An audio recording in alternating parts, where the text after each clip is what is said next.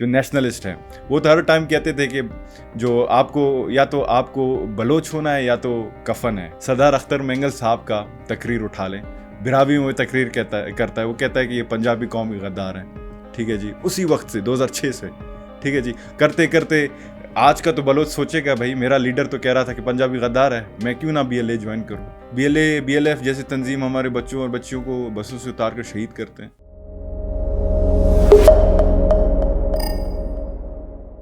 आपने बलोच नौजवानों की बात की है, तो बलोच नौजवान सुनने में आता है कि ये जो मुख्तलिफ़ किस्म की तंजीमें हैं वहाँ पे बलूचिस्तान में, BLA हो गई या BLF हो गया, तो ये जो तंजीमें हैं, ये इन नौजवानों को जो है अपने साथ शामिल करती है। तो क्या रियासत जो है इस चैलेंज से निपटने के लिए कोई हिकमत अमली कर रही है, या आप लोग इसमें कोई अपना किरदार अदा कर रहे हैं? देखिए जी, सबसे पहले तो मैं थोड़ा रिवाइंड करना चाहूँगा। हमें हकीकत को बयान करना होगा कि जी। ये जो हमारे नौजवान एक्सप्लॉइट हो रहे हैं, ये आज की बात नहीं है। ये पीछे आप जाएं, 20 साल पीछे जाएं, 15 साल आप पीछे जाएं, ये उनकी बात है हुँ। जब कुछ नेशनलिस्ट जो एक्सट्रीमिस्ट थे वो नौजवानों को, जो कि यंग 10 साल का बच्चा था, 8 साल का 12 साल का बच्चा था, उसको अपने तकरीरें सुनाते थे कि जो पंजाबी है वो कौम के गद्दार हैं, बलूच कौम के गद्दार हैं, और ये जो पंजाबी हैं उनको एक एनिमल के साथ कंपेयर किया जाता। तो वो मैं बात नहीं करना चाहता, लेकिन आर्गुमेंट मेरा ये है कि उनकी जहन साजी, हम ये जो तंजीम जो है रिक्रूट ज़रूर कर रहे हैं, लेकिन हमारे पॉलिटिशियंस की भी हाथ है इसमें। जब हम जो एक्सपेक्ट करते हैं रियासत से हमें नहीं मिलता, तो हमारे अगर माजी में देखें तो वो पॉलिटिशियंस ने इनके जहनों में जो है वो जहर भरी है और कहा है कि आप रियासत बलूचिस्तान के बलसान की पॉलिटिशियंस मैं की बात बात कर करूँ रहे हैं? एग्जैक्टली, जी। जो नेशनलिस्ट हैं वो तो हर टाइम कहते थे कि जो आपको या तो आपको बलोच होना है या तो कफन है, या तो बलोच है या तो कौम है या तो कफन है। मतलब ये चीज़ें जहन में बैठती हैं जो तो कि कौम आठ परस्ती साल तो रेसानी साहब जो है, कौम परस्ती तो अच्छी चीज़ है। नहीं, अच्छी चीज़ है, डिफ्रेंशिएट होना चाहिए ना हुँ, नेशनलिज्म पैट्रियोटिज्म में। ठीक है जी, हुँ। नफरत का एक छोटा सा लकीर होता है उसके दरमियान। जी। तो हम अगर एक्सट्रीम की तरफ जाते हैं तो कौम परस्ती, मुझे भी मेरे बलोच पसंद है, लेकिन इसका ये मतलब नहीं कि मैं पठान से नफरत करूं या पंजाबी से नफरत करूं। लेकिन जो मैं कहना चाह रहा हूं कि माजी में ये जो तकरीरें होती रहती हैं, आप सरदार अख्तर मेंगल साहब का तकरीर उठा लें, बिरावी में तकरीर करता है, वो कहता है कि ये पंजाबी कौम के गद्दार हैं। ठीक है जी, उसी वक्त से 2006 से, ठीक है जी, करते करते आज का तो बलोच सोचेगा भाई मेरा लीडर तो कह रहा था कि पंजाबी गद्दार है, मैं क्यों ना BLA ज्वाइन करूं, मैं हुँ। क्यों ना BLF ज्वाइन करूं।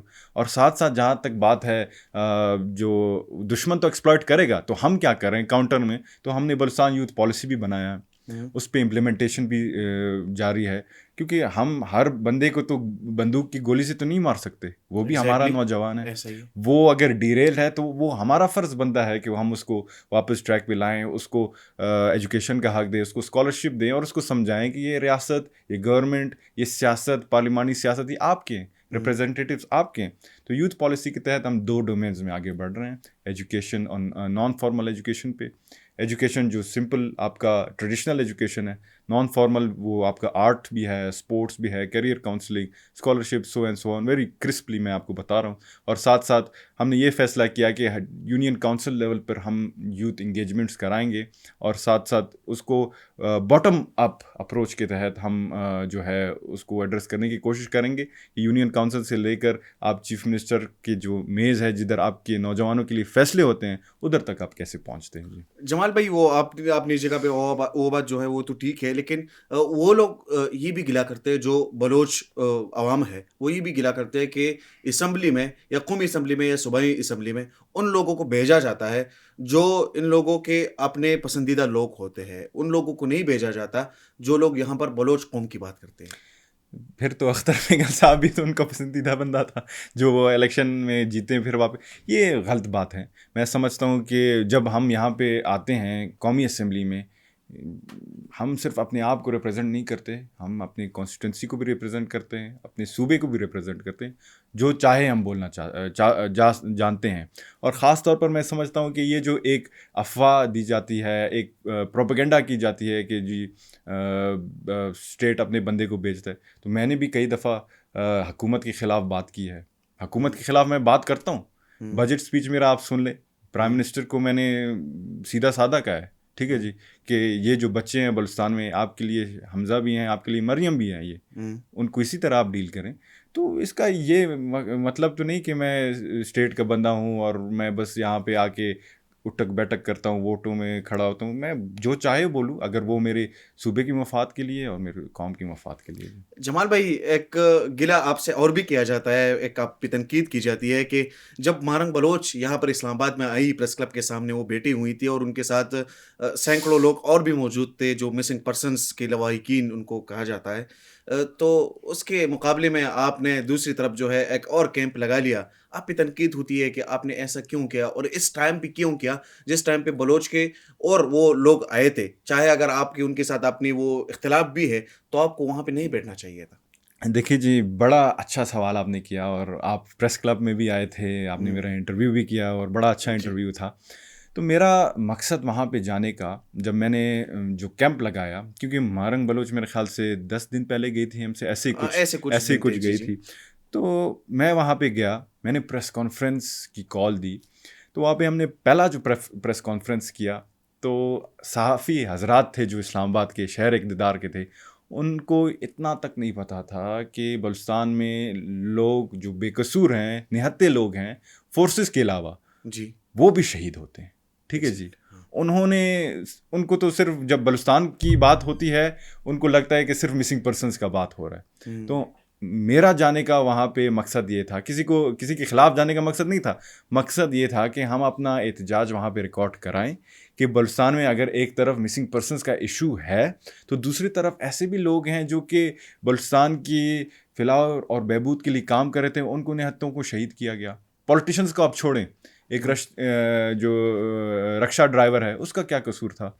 एक रेडी वाला है, उसका क्या कसूर था? और उनके लवाहिकीन हमारे साथ थे, हुँ। ठीक है जी। उनके लवाहिकीन का भी ये था कि भाई मिसिंग पर्सन्स के बारे में तो बात बहुत हुआ है।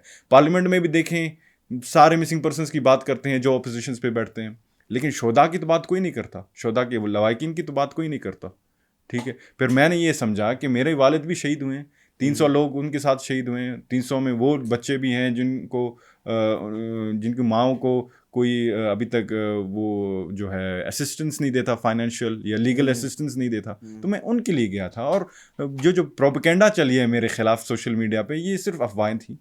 और जो मिसिंग पर्सन्स का इशू है बड़ा सेंसिटिव है। नहीं और ये जमाल भाई, सिर्फ उस टाइम आप जब गए थे तो ये एक हुस्न इत्तेफाक था।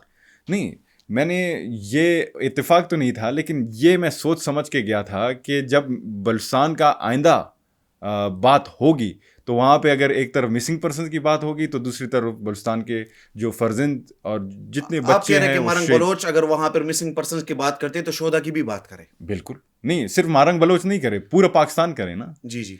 मुझसे पहले तो कोई नहीं जानता था कि भाई बलूचिस्तान में शहीद होते हैं लोग, ठीक है जी।